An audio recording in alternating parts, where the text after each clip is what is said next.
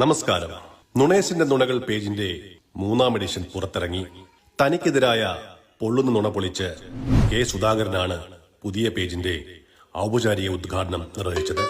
ഉദ്ഘാടന ചടങ്ങിലേക്ക് ഏവർക്കും സ്വാഗതം. ഫസ്റ്റ് ഓൺ റിപ്പോർട്ടർ കടുത്ത അതൃപ്തിയിൽ കെ സുധാകരന്റെ നിർണായകമായ ഫേസ്ബുക്ക് പോസ്റ്റ് ഇപ്പോൾ വന്നിരിക്കുന്നു. കെ സുധാകരന്റെ ഫേസ്ബുക്ക് പോസ്റ്റ് കണ്ടിരുന്നു. അദ്ദേഹത്തിന്റെ ഞങ്ങൾ അദ്ദേഹത്തോട് സംസാരിച്ചിരുന്നു. അദ്ദേഹത്തിന് അറിയില്ല അങ്ങനെ ഒരു ഫേസ്ബുക്കുള്ള കാര്യം. അത് അദ്ദേഹം അന്വേഷിക്കാമെന്നാണ് പറയുന്നത്. ഫേസ്ബുക്കിലെ കുറിപ്പ് താനാണ് എഴുതിയത്. കേസ് ഈ പ്രതിപക്ഷ നേതാവ് പറഞ്ഞതേ കേസ് അറിയാതെയാണ് ഫേസ്ബുക്കിൽ എഴുതിയെന്നൊക്കെ പറഞ്ഞു. ഫേസ്ബുക്കിൽ ഞാൻ തന്നെ എഴുതിയത്. അദ്ദേഹം ഞങ്ങളോട് പറഞ്ഞത് അദ്ദേഹം അറിഞ്ഞിട്ടില്ല. ഫേസ്ബുക്കിൽ ഞാൻ തന്നെ എഴുതിയത്. കറക്റ്റ് ഇൻഫർമേഷൻ അറിയാതെയാണ് പുള്ളി എന്ന് പറഞ്ഞു പോയത്. നിങ്ങൾ അതിൽ വെള്ളം ചേർക്കാൻ വേണ്ടിയിട്ട് നിങ്ങൾ അതിനെ ശ്രമിക്കണ്ട.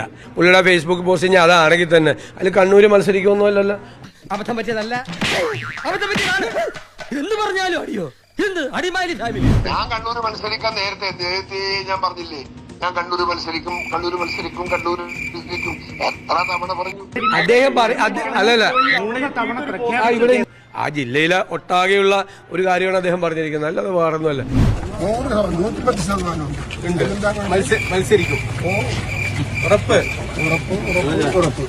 കണ്ണൂരിൽ കെ സുധാകരൻ ഉണ്ടാകും. നിയമസഭാ തെരഞ്ഞെടുപ്പിൽ മത്സരിക്കും.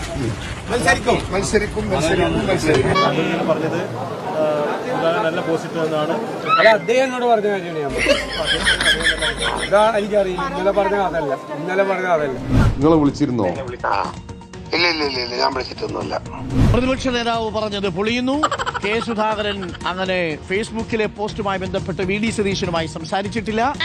ഞങ്ങൾ അദ്ദേഹത്തോട് സംസാരിച്ചിരുന്നു. രണ്ടാമത്തെ ബ്രേക്കിംഗ്, പ്രതിപക്ഷ നേതാവുമായി സംസാരിച്ചിട്ടില്ല.